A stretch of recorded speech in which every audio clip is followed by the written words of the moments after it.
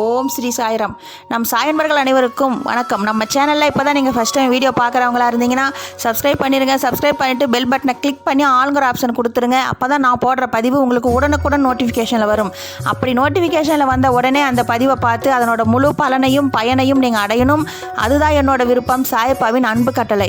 Okay friends, இன்று பிறந்திருக்கும் அனைத்து மழலை செல்வங்களும் 100 ஆண்டுகள் வாழ வேண்டும் என்றும் சாயப்பாவின் பரிபூர்ண அருளும் ஆசீர்வாதமும் கிடைக்கும் என்றும் இன்று திருமண நாள் கொண்டாடும் அனைத்து திருமண தம்பதிகளுக்கும் சாயப்பாவின் பரிபூர்ண அருளும் ஆசீர்வாதமும் கிடைக்கும் என்றும் இன்று பிறந்தநாள் கொண்டாடும் அனைத்து குழந்தைகள் முதல் பெரியவர்கள் வரை அனைவருக்கும் சாயப்பாவின் பரிபூர்ண அருளும் ஆசீர்வாதமும் கிடைக்கும் என்றும் உங்களுக்கு என்னுடைய இனிய திருமண நாள் நல்வாழ்த்துக்களையும் பிறந்தநாள் நல்வாழ்த்துக்களையும் தெரிவிச்சுக்கிறேன். இன்றைக்கி நீங்கள் எவ்வளோ சந்தோஷமாக இருக்கிறீங்களோ அதே போல தான் நீங்கள் என்றும் இருக்கணும். என்றென்றும் இனிமேல் இருக்க தான் போகிறீங்க. இதுக்கு நீங்கள் போன வருடத்தில் எவ்வளோ கஷ்டப்பட்டிருந்தாலும் சரிங்க, அதுதாங்க அது நேத்தோட உங்கள் கஷ்டம் எல்லாம் மழை போல் கஷ்டமாக இருந்தாலும் சரிங்க, அது இனிமேல் பனி போல் விலகிரும். நீங்கள் இன்னிலிருந்து எடுத்து வைக்கிற முதல் அடியே வெற்றியாக தான் இருக்கணும். இன்றைக்கி இருக்கிற போல தான் நீங்கள் என்றைக்கும் சந்தோஷமாக இருக்கணும். அப்படி இருக்கணும் அப்படின்னா நீங்கள் உங்கள் மனதில் குறிக்கோள் எடுத்துக்கணும். நான் இந்த வருடத்தில் நான் இது போல் விஷயங்கள் எல்லாம் சாய்த்து காட்டணும் சாயப்பா, அதுக்கு நீங்கள் என்னோட கூடவே இருந்து இதெல்லாம் இந்த அற்புதம் நிகழ்த்தி தான் கொடுக்கணும். நீங்கள் அப்பாவாக இருந்து எனக்கு இதெல்லாம் செய்யணும் சாயப்பா அப்படின்னு உரிமையாக நம்ம அப்பாவை கேட்கலாங்க, தப்பே இல்லை. அதுக்கு சாயப்பா இந்த வருடத்தில் எனக்கு புது வீடு கட்டணும், புது வீடு வாங்கணும், கார் வேணும் அப்படின்னு சொல்லி நம்ம அப்பாவை கேளுங்க. கண்டிப்பாக இந்த வருடத்தில் உங்களுக்கு இந்த இதை நிகழ்த்தி கொடுப்பாரு. அதே போல் எனக்கு என் மகளுக்கு திருமணம் தள்ளிக்கிட்டே போகுது, ரொம்பவும் வயது அதிகம் ஆகிட்டே இருக்குது. இந்த வருடத்தில் கண்டிப்பாக உங்களோட அருளாலையும் ஆசீர்வாதத்தாலையும் இந்த வருடத்தில் கண்டிப்பாக எனக்கு திருமணம் நடக்கணும். என் மகளுக்கு திருமணம் நடத்தி கொடுங்க. அதே போல் எனக்கு குழந்தை பாக்கியம் இல்லை, இந்த வருடத்தில் உங்களைப் போலவே அழகான ஆண் குழந்தை பிறக்கணும். உற்றார் உறவினர்கள் எல்லாம் ரொம்பவும் என் காதுபட பேசும்போது மனம் ரொம்ப வேதனையில் நீங்கள் டெய்லி அழுவுறது சாயப்பாவுக்கு தெரியுதுங்க. நீங்கள் இனிமேல் அழுவாதீங்க. கண்டிப்பாக உங்களுக்கு குழந்தை பாக்கியம் கிடைக்கும். கவலையை விடுங்க. உங்களுக்கு குழந்தை பாக்கியம் வேணும்னா பிரம்ம முகூர்த்தத்தில் காலையில் 4:30 மணிலேருந்து 6 மணிக்கு நீங்கள் சாயப்பா பாதத்தில் அமர்ந்து ஓம் ஸ்ரீ சாய்ராம் எனக்கு குழந்தை பாக்கியத்தை கொடுங்க அப்படின்னு சொல்லிட்டு 108 முறை நம்ம சாயப்பா புக்கில் நீங்கள் 108 முறை ஓம் ஸ்ரீ சாய்ராம்னு எழுதுங்க. எழுதிட்டு 2 தீபம் ஏற்றணுங்க. ஏற்றி இது போல் நீங்கள் வழிபடும் போது கேட்டது அனைத்தும் கிடைக்கும். நம்பிக்கையோடும் பொறுமையோடும், இது 2 தாங்க அவர் கேட்குறாரு. சாயப்பா கேட்குறது 2 தான், நம்பிக்கை பொறுமை. இந்த 2ஐயும் நீங்கள் முழுமையாக சாயப்பா கிட்ட வைக்கும்போது உங்களுக்கு அனைத்தும் வெற்றியாக தான் இருக்கும். கண்டிப்பாக உங்களுக்கு இந்த வருடத்தில் அனைத்தும் நடக்கும். அதே போல் எனக்கு அரசாங்க பணி வேணும், நான் எக்ஸாம் எழுதிக்கிறேன், எக்ஸாமுக்கு படிச்சுட்டு இருக்கிறேன் அப்படின்னு சொல்கிறீங்க. கண்டிப்பாக உங்களுக்கு அரசாங்க பணி கிடைக்கும். அதுக்கு நீங்கள் முழு மனதோடையும் நீங்கள் முழு கவனமும் சாயப்பா மேலே வச்சு நம்பிக்கையோடும் பொறுமையோடும் தியானம் செய்யுங்க. கண்டிப்பாக உங்களுக்கு நடக்கும். இன்றைக்கி நம்ம பார்க்க போகிற பதிவு ரொம்ப முக்கியமான பதிவு. பூஜை அறையில், எல்லார் வீட்டு பூஜை அறையிலையும் இந்த ஒரு சிலை வாங்கி வைங்க. உங்களுக்கு கண்டிப்பாக செல்வம் பல மடங்கு பெருகும். அதே போல் குழந்தை பாக்கியம் இல்லாதவங்களுக்கு கண்டிப்பாக குழந்தை பாக்கியம் கிடைக்கும். அந்த சிலை நீங்கள் வெள்ளியிலையும் வாங்கலாம், பித்தளையில் வாங்கலாம், தங்கத்தில் கூட முடிஞ்சால் உங்களால் வசதி இருந்தால் வாங்கி வைக்கலாம். அப்படி என்னால் முடியாது, என்கிட்ட கொஞ்சம் பணம் கம்மியாக இருக்குதுன்னா கிறிஸ்டலில் விற்கிதுங்க, அது போல் நீங்கள் வாங்கிக்கோங்க. காமதேனு, அதுதாங்க காமதேனு வாங்கி வைக்கும்போது அதுவும் அந்த பால் சுரந்துக்கிட்டு இருக்கிற மாதிரி கண்ணுக்குட்டி மாட்டோட அந்த மடியில் பால் குடிச்சிட்டு இருக்கிற மாதிரியே இருக்கணுங்க. அந்த சிலை நீங்கள் வாங்கிக்கோங்க. கிறிஸ்டலில் வாங்கி வைங்க. நம்ம வசதி அதிகம் ஆன பிறகு வெள்ளியெல்லாம் தங்கத்தெல்லாம் வாங்கி வச்சுக்கலாம். முடிஞ்ச அளவுக்கு நீங்கள் காமதேனு பசுமாடு பால் குடிச்சிக்கிட்டு இருக்கிற மாதிரி, கண்ணுக்குட்டி போய் பால் குடிச்சிட்டு இருக்கிற மாதிரி அந்த மாதிரி நீங்கள் அந்த சிலை வாங்கி பூஜை அறையில் வைக்கணும்.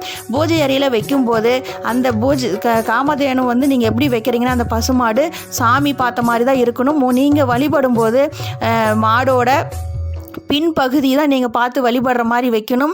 அப்படி வச்சு அதுக்கு தீபம் ஏற்றி பூ வச்சு நீங்கள் வழிபடுங்க. அதுக்கு முக்கியமாக வைக்க வேண்டிய மலர் மல்லிகை தான் வைக்கணும். மகாலட்சுமிக்கு மிகவும் உகந்த மல்லிகை மலர் தான் வைக்கணும்.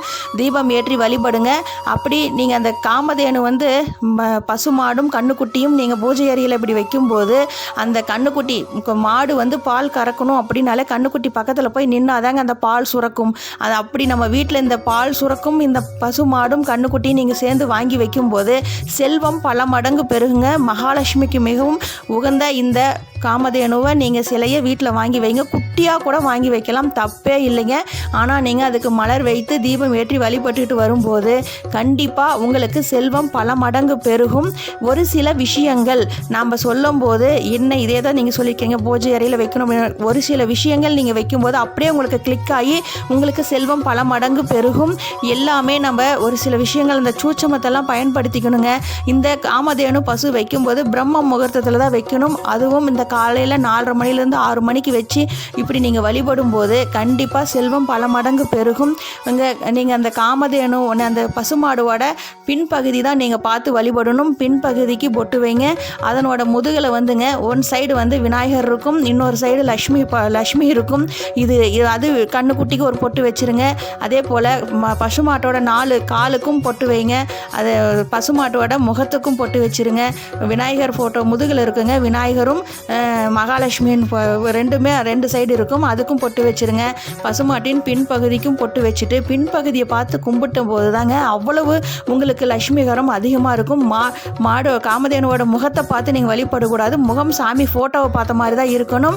நீங்கள் காமதேனுவோட பின்பகுதியை பார்த்து தான் வழிபடணும். வழிபடும் போது உங்களுக்கு செல்வம் பல மடங்கு பெருகும். இதை வைத்து வழிபட்டுட்டு உங்களுக்கு எப்படி இருக்குதுன்னு சொல்லுங்கள். நிறைய இது முன்னோர்கள் பயன்படுத்தியது. இது எல்லார் வீட்டு பூஜை அறையிலும் கண்டிப்பாக இருக்கணும். செல்வம் பல மடங்கு பால் எப்படி சுரக்குதோ மகாலட்சுமியின் அருள் உங்களுக்கு அதே போல் நிறைந்திருக்கும். செல்வம் பல மடங்கு பெருகும். இழந்ததைப் போல இரட்டிப்பான செல்வத்தை உங்களுக்கு பெருக்கி கொடுப்பாங்க. சாயப்பாவின் அருள் உங்களுக்கு நிறைந்து இருக்கும்.